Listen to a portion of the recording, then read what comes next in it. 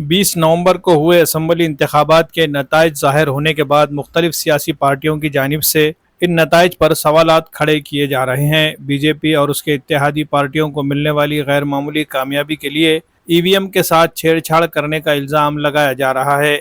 EVM के खिलाफ अब अवामी सतह पर एहतजाजी तहरीक भी शुरू हो चुकी है। इसी सिलसिले में वंचित बहुजन आघाड़ी के कौमी सदर एडवोकेट प्रकाश अम्बेडकर की जानिब से दिए गए अहकामात पर अमल करते हुए पार्टी के मकामी जिम्मेदारान ने भी 3 दिसंबर से 16 दिसंबर के दौरान चलाई जाने वाली मुहिम का आज से सड़कों में बाज़ाब्ता आगाज कर दिया है। सड़कों के संभाजी चौक में मुहिम के इफ्तिताह के मौके पर आज एक काउंटर लगाया गया। पार्टी के रियासती लीडर फारूक अहमद, जिला सदर विट्ठल गायकवाड़ और दीगर जिम्मेदारान की मौजूदगी में इस मुहिम का बाज़ाब्ता आगाज किया गया। इस मुहिम के तहत एक फॉर्मेट बनाया गया है जिस पर लोगों से ईवीएम के खिलाफ हिमायत हासिल करने के लिए इनका नाम, शनाख्ती कार्ड और दस्तखत लिए जा रहे हैं। मुहिम के दौरान नांदेड़ ज़िले में 1.5 लाख से ज़ायद राय दहिंदगान के दस्तखत हासिल करने का मंसूबा बनाया गया है। इसके लिए शहर के मुख्तलिफ मुकामात पर रोज़ाना इसी तरह से काउंटर लगाया जाएगा। लोगों को इस मुहिम का मकसद समझाया जाएगा और उसके लिए उनकी हिमायत हासिल की जाएगी। तमाम लोगों से दस्तखत जमा करने के बाद इन कागजात को सुप्रीम कोर्ट, मरकज़ी इलेक्शन कमीशन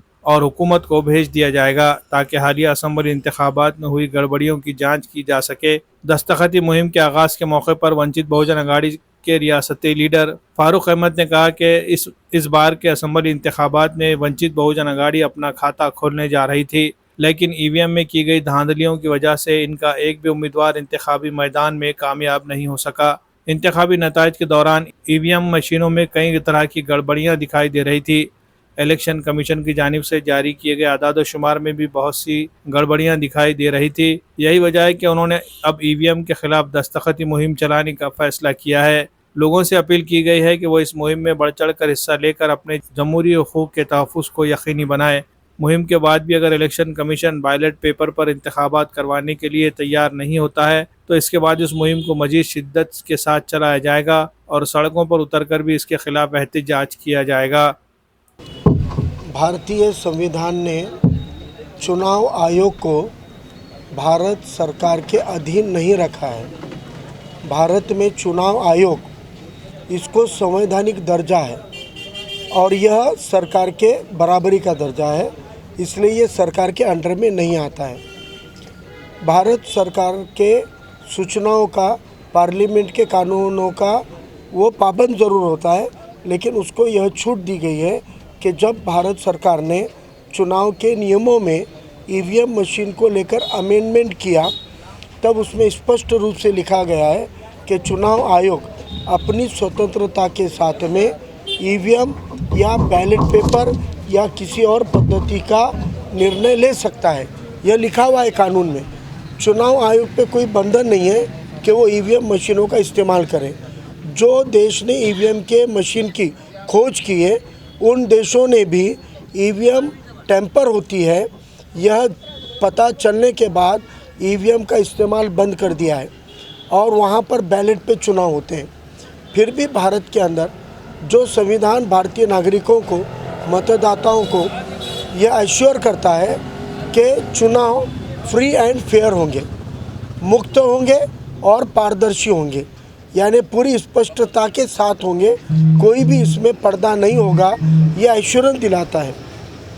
और भारत का तकरीबन सभी वोटर ये कह रहा है कि हमको ईवीएम पे वोट नहीं करना है, लेकिन बावजूद उसके चुनाव आयोग, सुप्रीम कोर्ट और सरकारें उसी ईवीएम की वकालत करती है।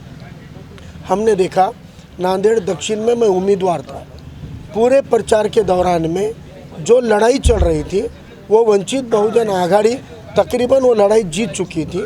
सब लोगों ने वंचित बहुजन आघाड़ी के उम्मीदवार को वोट देने का मन बना चुके थे। हमारी जो स्पर्धाएं थी वो या तो कांग्रेस के साथ थी या एक आरएसएस के कैंडिडेट थे, दिलीप कंदकुर थे, यानी मुख्य लड़ाई इन 3 उम्मीदवारों में चल रही थी।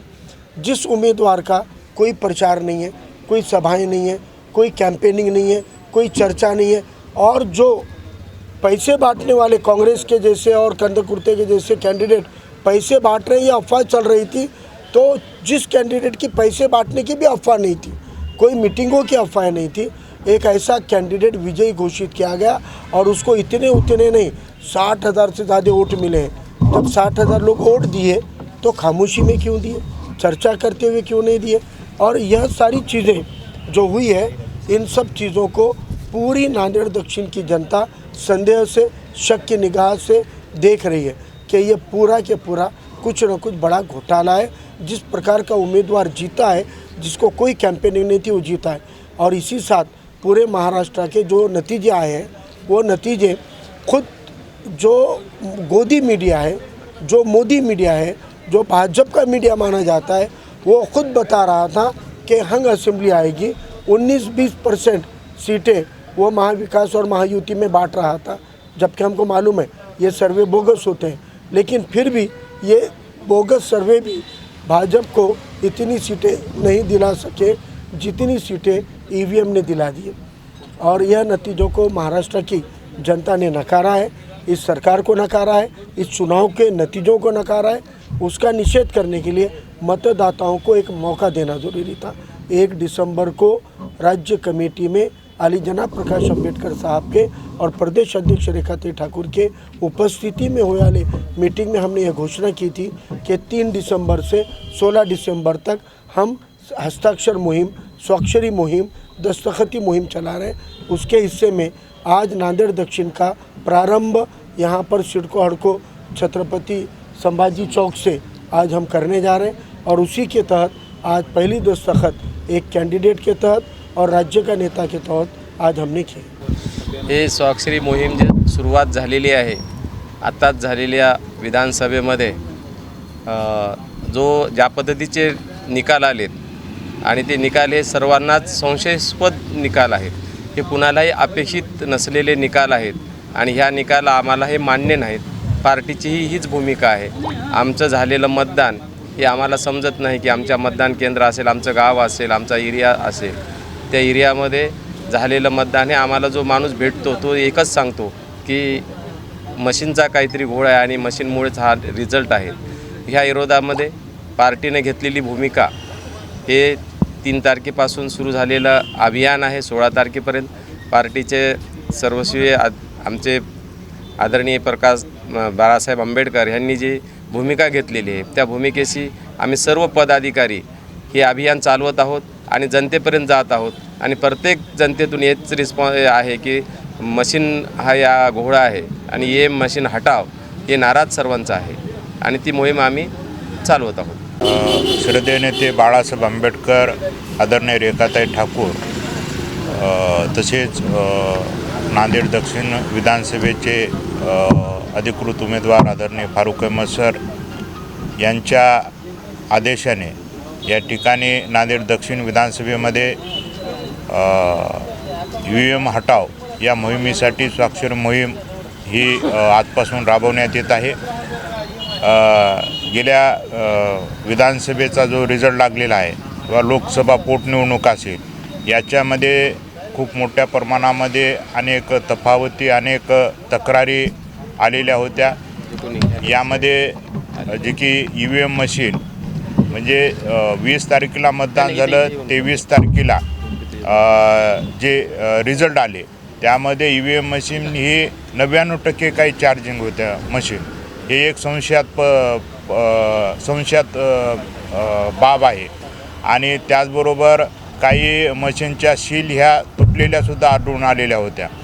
आणि अशा पद्धतीनं आणि जो रिझल्ट आलेला आहे की कुठल्याही प्रकारचा महायुतीचा उमेदवार जो निवडून आलेला आहे सेनेचा, त्याचे कुठल्याही प्रकारची कॅम्पेनिंग, कुठल्याही प्रकारचा प्रचार प्रत्यक्षामध्ये ग्राउंड लेवलवर नसतानासुद्धा तो निवडून कसा आला हे लोकांना आजही विश्वास बसत नाही।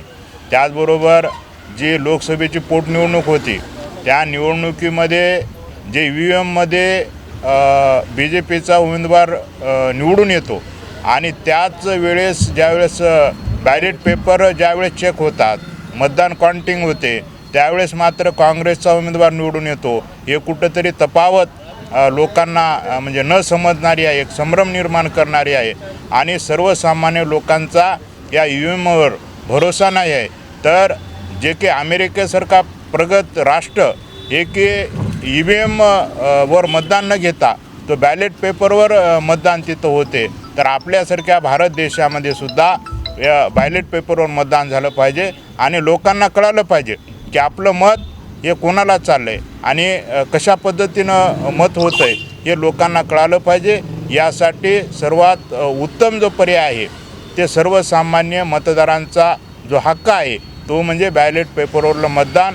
आणि येणाऱ्या काळामध्ये श्रद्धेय नेते बाळासाहेब आंबेडकर, रेखाताई ठाकूर असतील, फारुख सर असतील यांच्या नेतृत्वाखाली जर आम्हाला रस्त्यावरची लढाई जरी लढावी लागली तरी आम्ही रस्त्यावर उतरून हे UM हटावची मोहीम आम्ही निश्चितपणानं पुन्हा नेटानं लढू आणि जास्तीत जास्त मतदारांचा यामध्ये सहभाग असेल अशी मी या ठिकाणी अपेक्षा व्यक्त. हिंदुस्तान की सबसे मजबूत इलेक्ट्रिक बाइक जॉय ई-बाइक अब नांदेड़ में भी हो रही है दस्तयाब. जी हां, ग्रीन राइडर को नांदेड़ में जॉय ई-बाइक का ऑथोराइज्ड डीलर बनाया गया है. मर्द ख़वातीन के अलावा कॉलेज के तलबा की ज़रूरत के मुताबिक जॉय ई-बाइक 4 अलग अलग मॉडल में दस्तयाब है, जिसमें म्यूहूस, वोल्फ और जेननेक्स नैनो. खूबसूरती और मजबूती के साथ साथ ज़बरदस्त बैटरी बैकअप, सिंगल चार्ज में 100 से 120 किलोमीटर की मिलेगी रफ्तार. कम से कम डाउन पेमेंट देकर EMI पर भी मिल सकती है गाड़ियाँ. मज़ीद तफसीलात के लिए शोरूम का पता है ग्रीन राइडर जॉय ई-बाइक, रूबरू शिव मंदिर, चैतन्य नगर, एयरपोर्ट रोड, नांदेड़.